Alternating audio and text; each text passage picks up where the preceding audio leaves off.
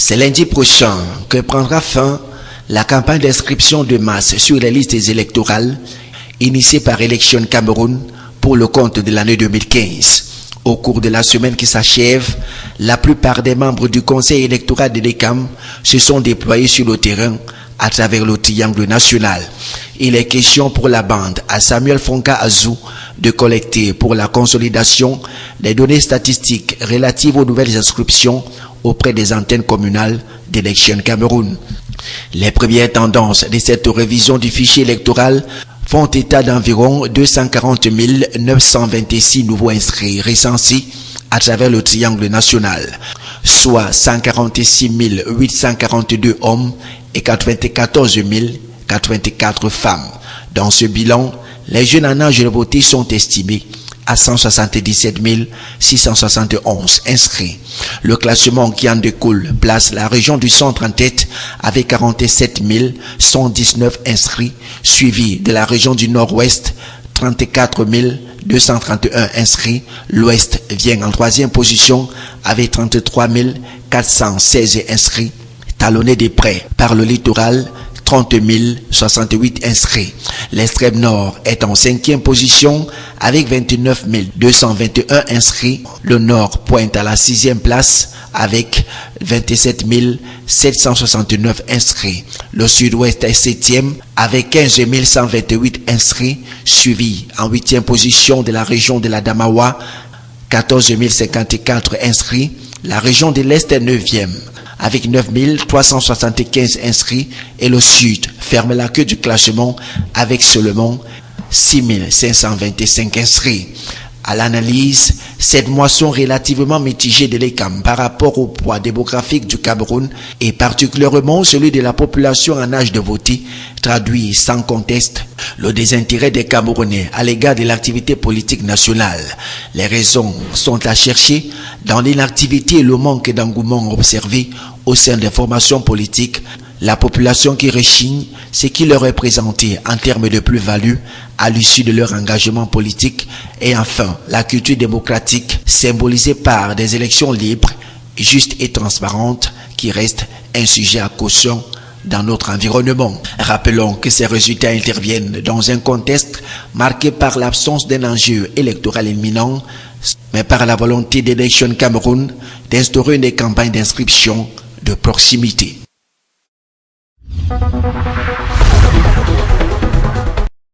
La Russie, qui entretient de bonnes relations avec le Cameroun, vient de voler au secours des populations affectées, victimes des attaques de Boko Haram dans la région de l'extrême nord. Elle vient de débloquer 54 conteneurs de farine et 16 conteneurs d'huile de table, soit au total 900 tonnes au profit des populations nécessiteuses de la région. Le don est de l'Organisation internationale de la protection civile de la Fédération de Russie. La première partie, qui vient d'être réceptionnée par le gouverneur, est composée de 30 192 sacs de farine et 29 880 cartons d'huile de table.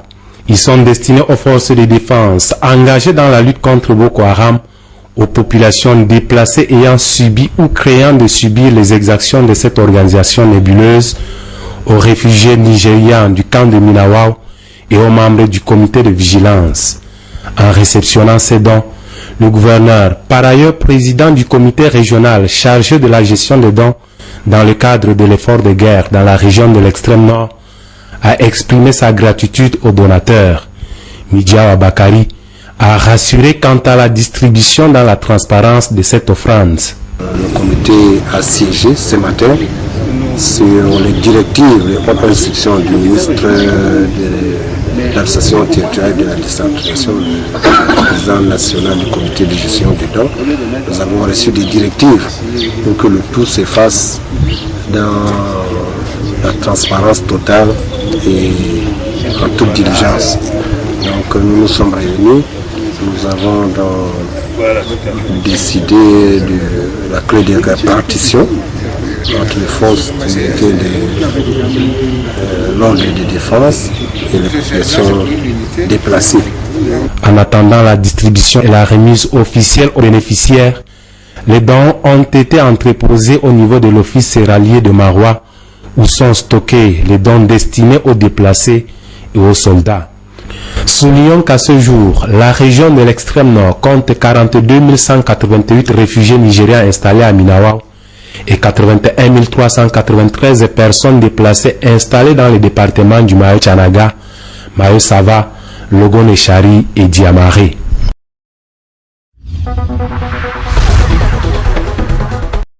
Pendant près de 3 heures d'horloge, les anciens élèves du collège Baba Simon dans l'arrondissement de Tokombere, département du Mayo-Sava, ont échangé dans une joie sans commune mesure. Élèves hier, aujourd'hui ils sont tous devenus des responsables. Ils se sont réunis dans le cadre de l'assemblée générale de leur amicale. Le but étant ici de rassembler tous les anciens élèves et personnels du collège, soucieux de la vie et de l'avenir de cet établissement d'enseignement secondaire, dont la renommée va au-delà des frontières de la région de l'extrême nord. L'amicale, nous l'avons voulu dès le départ. D'abord pour garder l'amitié que nous avons eue durant notre passage au collège.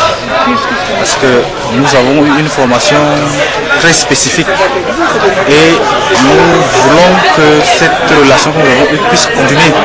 Créé en 1990, le collège Baba Simon est un établissement à vocation rurale au service des populations de Tokombere d'ailleurs. Il forme des jeunes à être capables dans l'avenir d'assurer des responsabilités sociales, économiques, culturelles, techniques, tout en favorisant leur insertion dans leur village à quelque niveau que ce soit. Notre secret réside tout d'abord dans la foi en ce que nous faisons. Nous croyons vraiment en notre projet éducatif, nous croyons en ce que nous faisons et nous nous y donnons à fond. Ensuite, ce secret réside dans la discipline. Un établissement qui a fait de la discipline son credo, le collège a aujourd'hui réussi à se tailler une place de choix au palmarès des meilleurs établissements de la région. La particularité du collège Baba Simon, c'est son projet éducatif qui tient sur 2 pieds. Le premier pied, l'enseignement général, pour permettre aux élèves, comme dans les autres établissements, de se présenter aux différents examens et de prendre des responsabilités dans leur vie, dans l'avenir. Et le deuxième pied, c'est là la particularité, c'est ce que nous appelons les passerelles. Les passerelles sont un ensemble d'activités que nous proposons aux jeunes, aux apprenants, entre autres agriculture, élevage, menuiserie, mécanique, agroalimentaire. L'Assemblée générale de l'amicale des anciens élèves mis sur pied depuis 2010 coïncide cette année avec le 25e anniversaire de ce collège et le 40e anniversaire de la présence du père Christian Orange à Tokombere. Pour marquer d'une pierre blanche cette commémoration, prières, exhortations et bouillons culturels étaient au menu des manifestations qui ont pris leur quartier au foyer des jeunes de cette ville, affectueusement appelée Petit Paris. Baba Simon, en avant, car le monde de demain dépend de toi. Ils sont près d'une 60aine de participants venus des 10 pays de la sous-région Afrique centrale qui, depuis ce 26 août 2015, réfléchissent sur les questions d'ordre foncier et climatique propres aux peuples autochtones.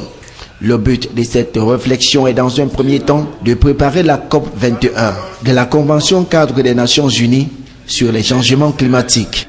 Nous, les peuples autochtones, nous avons dit qu'il faudrait qu'il y ait notre positionnement. Qu'est-ce que nous pensons de cela, de la COP, et quelles seront les propositions que nous allons faire pour la COP 21, et tant que vous connaissez très bien que le deuxième massif forestier du monde sur le bassin du Congo, et dont nous sommes des dépositaires et tant que peuple autochtone de ces massifs forestiers.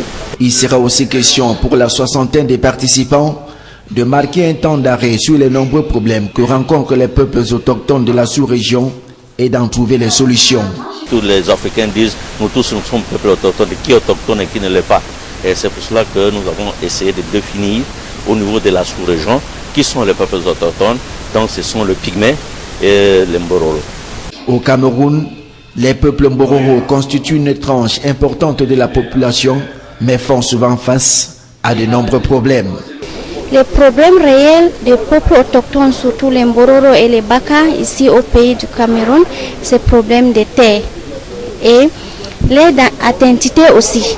parce que parfois on confond entre les populations autochtones et les populations locales. Et les populations autochtones, ça se distingue avec les natures et les traditions. Les travaux qui se sont ouverts ce 26 août 2015 vont s'achever le 28 août prochain dans l'espoir que les propositions qui en sortiront feront l'objet d'une attention particulière par l'ensemble des gouvernements de la sous-région.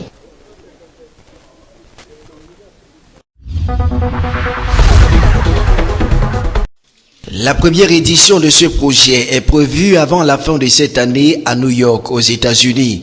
En prélude à ce rendez-vous, il a paru judicieux, d'après la conférencière, de sensibiliser les communicateurs de ce qu'il s'agirait d'un projet qui entend promouvoir un fair play exclusif dans le milieu sportif, intégrer les supporters dans les circuits des retombées financières générées par l'organisation des compétitions et établir un fichier centralisé des supporters de tous les pays pour éviter des épithètes du genre match à haut risque. En outre, la Fédération des supporters en gestation ambitionne de ramener tous les supporters dans leur club et instituer une carte internationale des supporters portant un code délivré par les comités nationaux olympiques des États membres.